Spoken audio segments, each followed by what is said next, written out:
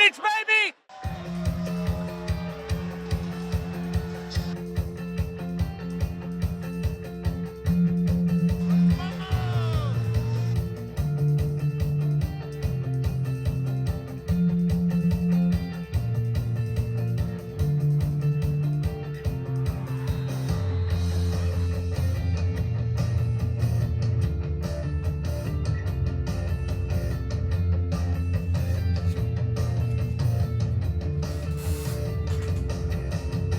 Hey Generals, welcome back to another installment of the 5-Star News. I'm Molly Churchwell. And I'm Gabe Parvin. We're happy to be here again on this lovely Tuesday to walk with you through some heritage happenings. Be sure, Gabe. Let's not waste any time. We have news in FFA, Partners Club, and coverage on everyone's awaited fall break. Exciting stuff you don't want to miss, as well as sports and entertainment. But first, here's Jaden Gallman, Ty Hunt, and Cooper Bell with What's Up Heritage. Good luck, guys. Thanks, guys. It's Coop here, and welcome back to What's Up Heritage, episode 13, so let's get right into it. First up, we've got softball at Calhoun today, 5 bones entry, and a 5:30 game time. If you can make the trip, head out there. It's a long way away, but you'll have some fun. Next, we've got the Legion of Generals. Today, Catoosa Band Expedition at LFO, 7 p.m. Our band's pretty good this year, so I'd go out and see them if you can. Lastly, we've got the District Honor Jazz auditions tomorrow at Villa Rica. I don't really know how that's going to go down, but I'm pretty excited for it. So let's hand it off to Jay and the one and only Thad Hunt for this week's weather.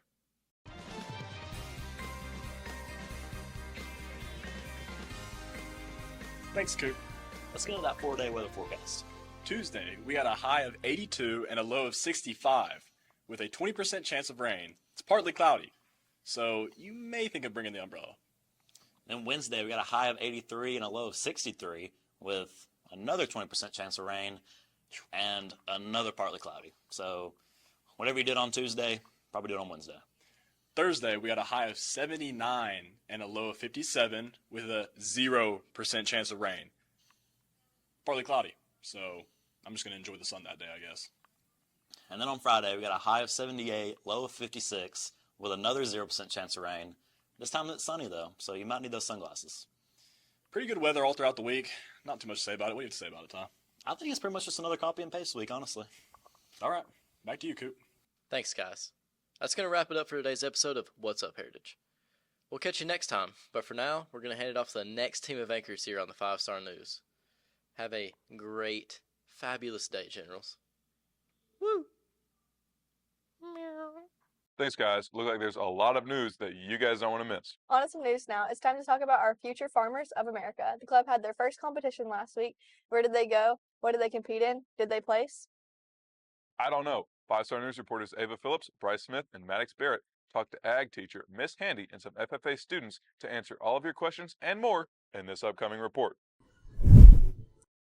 So our FFA chapter went to compete in one of our first area contests at Cass High School on Tuesday. Our E&R team did pretty well. They placed 4th overall out of 19 senior teams.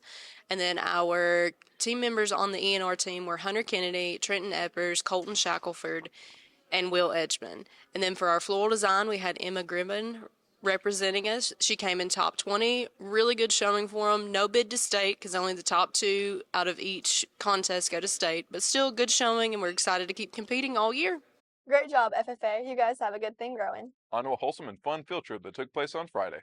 Partners Club hit the road to Ringgold High School and participated in the Special Olympics flag football game.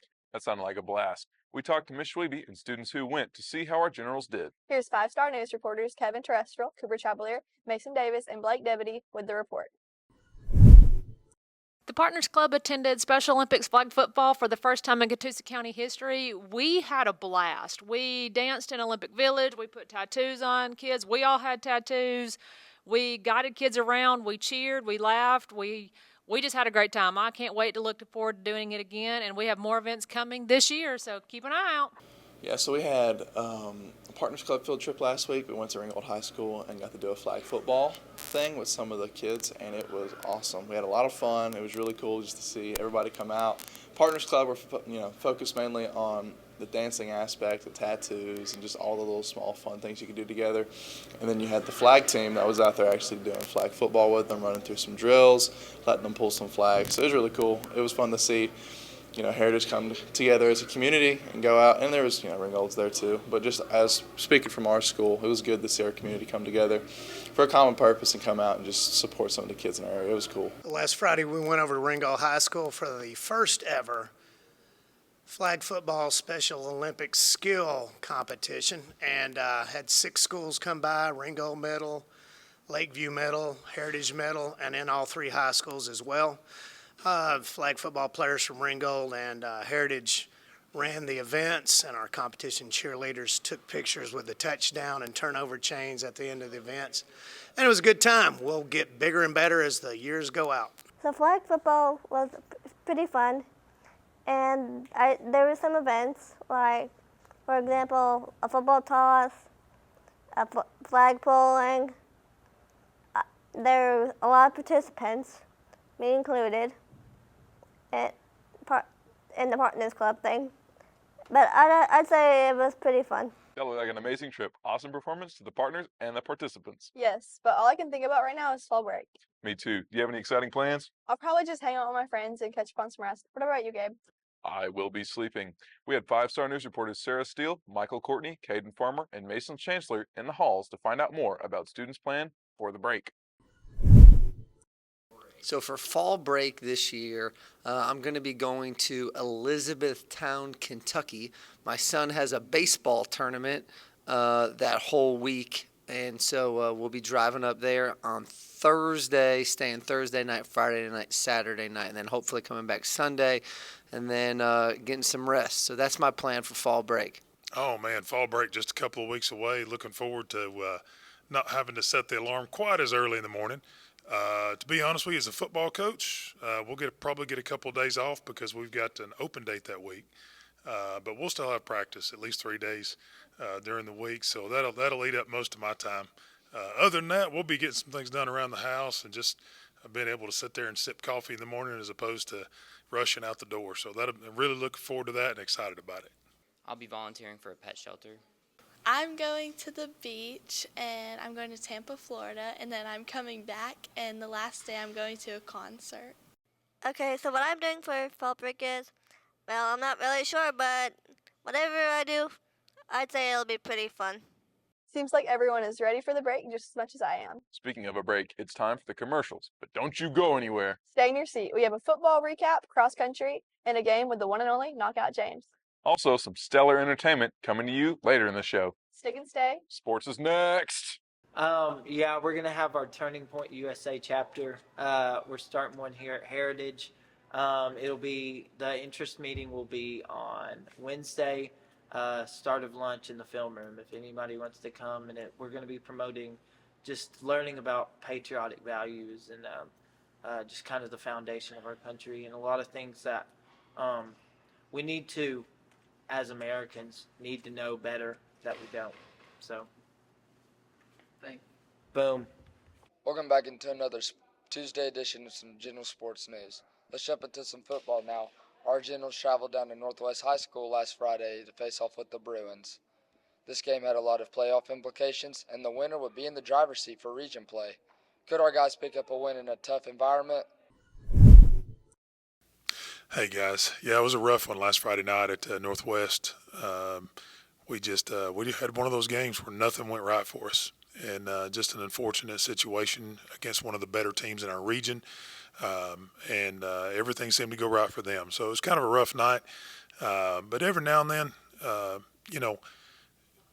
failure is just part of sports, and you're going to fail sometimes. The real question is, how do you respond to it? So how do we rebound after the game Friday night? One, football's the ultimate team sport, so you have to really rally around each other, right? And when it's hard, and you don't feel like going another step or making another block or trying to make another tackle or anything like that, you do it for the guys around you. You do it for the brotherhood that you have on the team. And so we challenged our guys this weekend to really focus on doing their job, but doing it for each other. Yeah, so pretty disappointing week last Friday. We didn't play our best. There are a lot of things that went wrong, but there's a few things that went right, and we're going to learn from it. We're going to move on to the next week. It's we needed this. It's a good wake-up call for us, and it's going to fix a lot of issues, a lot of problems that we have not really addressed, and this game should open our eyes and let us address a lot of those problems and issues. So we're going to be a different team Friday, and I can't wait to play Gilmer because I have no clue what's about to hit them. We're really hoping that these guys will bounce back this strong for this Friday night. We had a good week of practice last week. Just don't know what went wrong, but here's a gig. So, this week we're going to come back strong, have a great week for practice. Hopefully the weather will hold and won't rain on us or anything, get us off the field. But we're really looking forward to getting back on the field against Gilmer and getting this bad taste out of our mouth. Ready, set, go time now as we check in on our cross-country runners here at HHS. But the boys and girls team raced yesterday at Lafayette, and I heard they took home the hardware, and they sure did. Our sports reporter team of Jake Kanzler, Kay Green, Logan Heimer, and Electra Bowling talked to Coach Crowder and some of the runners about the race and how they felt.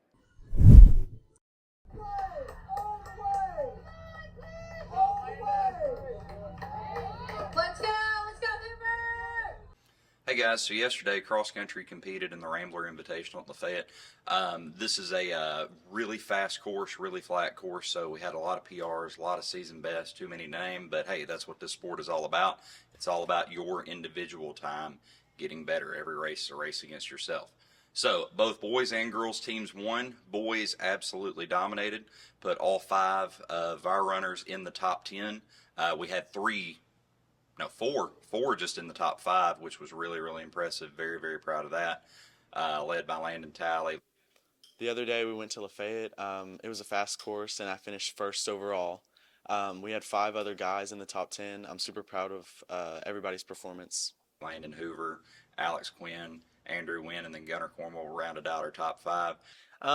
Yeah, I felt like it was an okay race. I felt like we did, as a team, we did really well. We came out with a first place, and yeah, I felt like we overall did well. It was a fast course. It was fun, but yeah, I'm looking forward to the rest of the season. The girls got their first win of the season, so that is awesome for them in a 10-team meet. So that's Emily Ray, Tori Epps, Fernanda Cruz, Briley Henderson, and Ellen Rios. Last night we all went and raced at Lafayette, and I got a really pretty good time, and I got second place overall. So we're super, super proud of them. They all placed in the top 10. This was a meet with 4 region teams, so 4 out of the 7 region teams. Not too bad there. The girls cross country team did really good. We got first overall, and my time was 24:35-ish, I think, and I placed 8th overall. October's going to be here soon. A lot of fast races coming up, a couple of home meets coming up. So Taj Nation, see you there. Now to some golf for you today. Oh wait, it's not golf season. Let me lock in. I meant disc golf.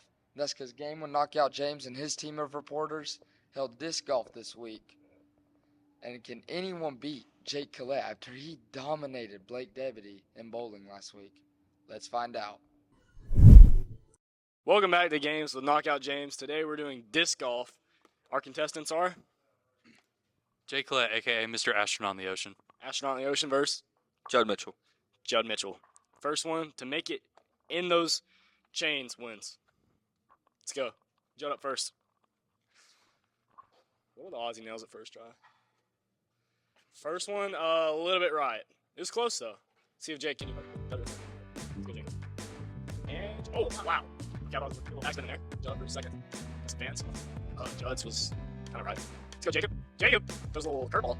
See Judd Mitchell right here. Come on now. Oh, wow. Wow. Awful throw. Let's go, Jake. He almost cleaned up together. Let's go, Judd. Judd Mitchell! That was it right. Go, Jacob. Come on. Oh, wow. Oh. Wow! How do we feel about that? That was the first time I've touched it in 30 minutes. In 30 minutes. First time he's touched it in this round, though. Come on now, Judd. Let's go. You about took out the camera. Let's go, Jacob. Jacob. Start kicking him. Oh, okay. Wow. Yeah. Okay, after this, Jake, throw it. Ooh. After a short timeout break, we had to move down a set. So Judd will resume the throw. Let's go. Let's get it, Judd Mitchell. And that was really bad. That was worse than these other throws. Jacob Collette. Let's do this for Ella. Come on. Oh! Let's go, Jake. Oh, that one, you didn't get that one anyways.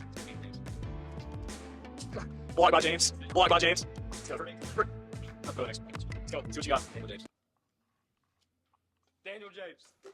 Daniel James is not proud of you at all. Jacob. Ugh. Might have to have another timeout here in a minute. It's for Riley Tucker. For Rayleigh Tucker. Hey, you know what? I'm the host. Redemption right here. Redemption. He gets one shot. First. Yeah. Redemption. Yeah. I said first one to drill it. And nope. And the winner of this knockout James game, Judd Mitchell. How we feeling? Feel great, you know. That was for Rayleigh. For Rayleigh freaking Tucker. You have any words, Jake? I just want to say, this show ought to be taken off the 5-star news. You start me out with bowling, then you put me in, then you put me in disc golf. They got out of control. Gotta sign out for now.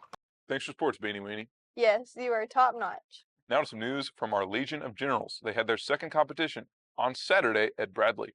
They played their hearts out, hoping for redemption, taking the title of Grand Champion. How did they do? We talked to Mr. Wynn and some of the Legion to find out more on this report.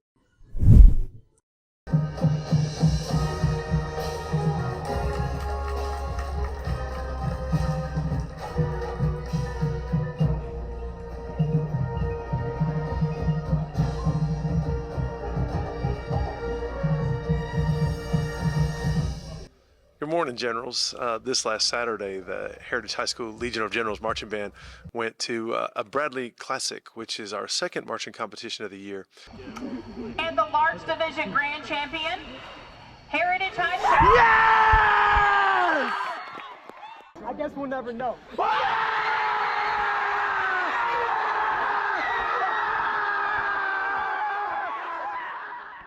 And we got overall grand champions over all the other bands. 16 bands performed up in Cleveland. This was significant for us because last week when we went to Clinch River in Knoxville, we came just short of grand champions. And so we worked on all the comments that were given us by our judges last week and improved on our performance and wound up being overall grand champions, taking over all the bands. And this was also significant because this weekend in college football, all the big boys got knocked off, and we are the big boy, and we did not get knocked off. So it was a great weekend to be a general and to be in the Legion of Generals. So the competition at Bradley went really well. I had a really good run. It was way better than last week. Last week I was a little bummed out that we got our position that we did, but we bounced back. We focused on our techniques, and I'm just really glad that we bounced back, and we're going to try again and get some more awards for next week.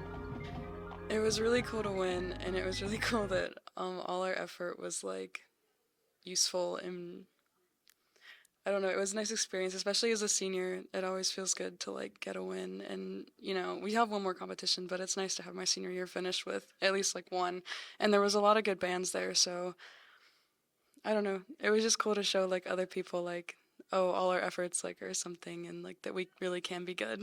Amazing job, Generals. The Legion never fails to impress. They don't. Do you know what time it is, Molly? Should I be scared? Yes, you should. It's time for a preview of the annual Skills USA Spooky Movie Night. Join the club later this week at the Greenhouse to get into the Halloween spirit. Here's 5-star news reporters Kevin Trestrel, Cooper Chapelier, Mason Davis, and Blake Debity spoke to some of the organizers and students to find out what to expect. All right, so we've got CTAE Spooky Movie Night coming up on October 28th. It's going to be at the Heritage Ag Pavilion up by the greenhouse at the Post Oak Road entrance. We'll have a spooky movie. We haven't decided what we're showing yet. We're also going to have pumpkins to paint and all kinds of spooky activities for any of the CTAE clubs. So that would be FFA, FBLA, FCCLA, HOSA, and Skills USA. So if you're a member of any of those organizations, make sure you talk to your club advisor, and you can join us on October 28th for a night of spooky fun. In a few weeks, when we get back from fall break, we'll have our spooky movie night up at the Ag Center. The FFA, Skills USA, HOSA, FBLA will all be up there. We'll have some hot dogs, some drinks, snacks for everybody. We usually have some games and whatnot. It's a good time. If you get a chance, please come up there.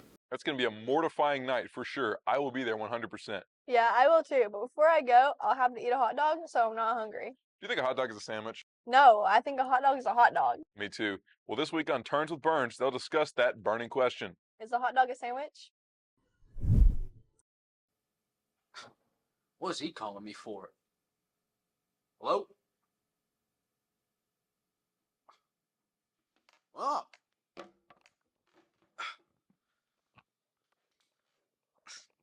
Welcome to Turns with Burns.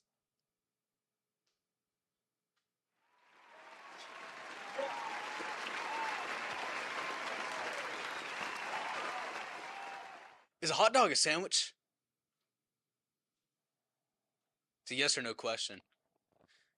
Matter of fact, we got two people that think yes and no. Daniel Gonzalez and Will Farmer. Let's get straight to it. Okay, so if a hot dog isn't a sandwich, here's how I think of it. Hot dog is a sandwich because what does a sandwich have? Bread, meat, toppings. What does a hot dog have? Bread, meat, toppings. It's as simple as that, really. Then people are like, oh, what about bread has two distinct pieces of bread?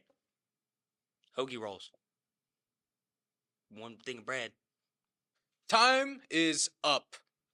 Hot dog is not a sandwich. He's going to pull up with one specific sandwich saying, oh, that has one piece of bread.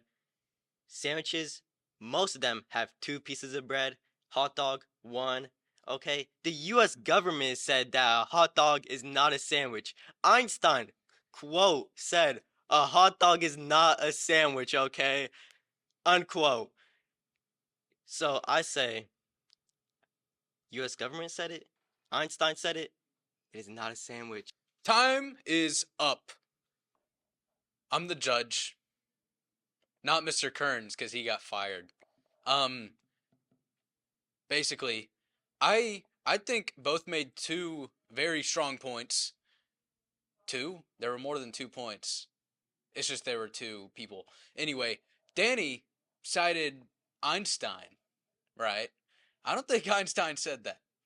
Will, he built his own idea. He didn't have to look for other people to tell him what to think. He thought his own decision, so that's why I think Will Farmer officially wins this thingy. Yeah! That episode was burning hot. One more entertainment before we go, and we have saved the best for last. I thought Pass the Mic aired on Friday.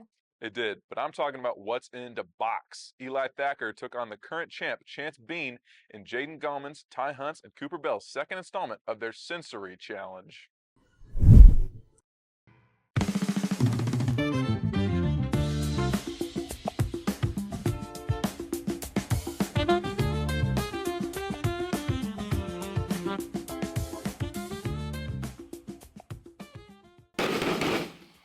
Welcome back to the greatest segment in Heritage High School history.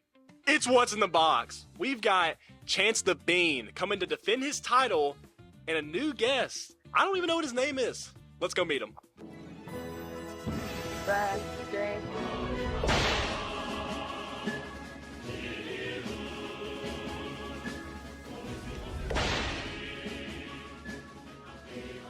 All right, I don't know what the heck that was. But let's go and get into the first round. Okay. Your time starts now. My box is destroyed. Let's see. It's like some sort of like standing thing. Oh wait, hold on. Does it unscrew? What is this? Yeah. Oh, I know exactly what it is. It's a nutcracker. That is right. It's a nutcracker. That's 1 for 1. Let me touch the thing. Your second round starts now.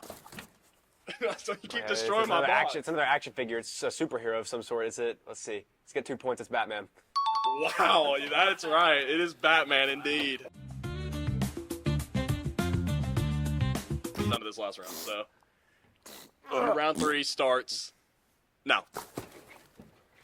So we got, what is this? We got a charging, some sort of cord. Let's see, hold on. This is like a microphone cord. What is this? What is this? Is this like a trap? Does it unscrew? What does it do? Okay. All right, we're going to have to cut your time there. Okay. What is your final guess? It's like a microphone plug. Right. That was pretty good. 2 out of 3. Bean has been doing pretty good lately.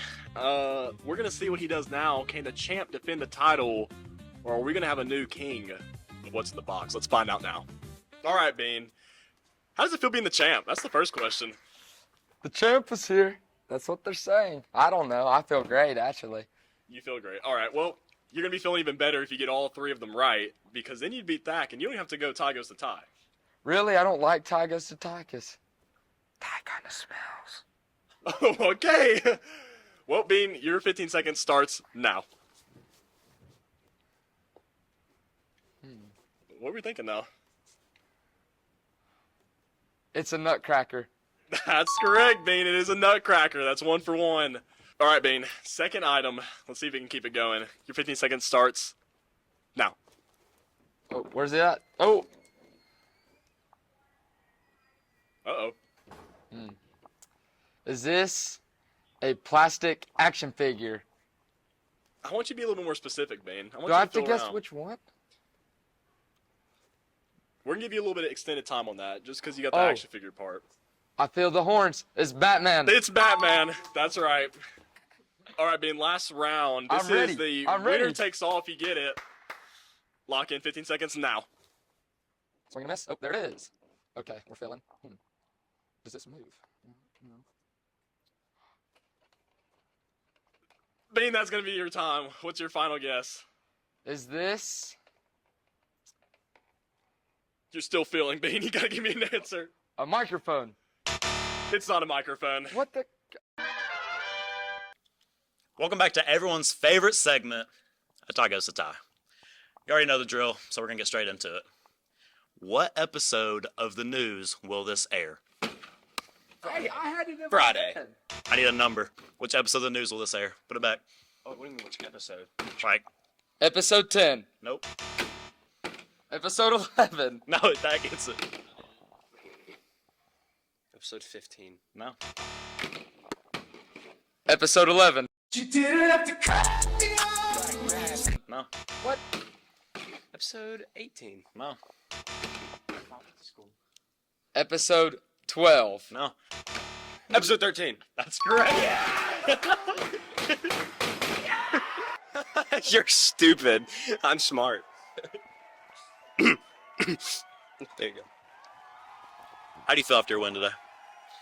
So, words can't describe, like, just, I feel so overjoyed. I get to be on the 5-Star News, owned by Coach Green. Oh, Coach Green.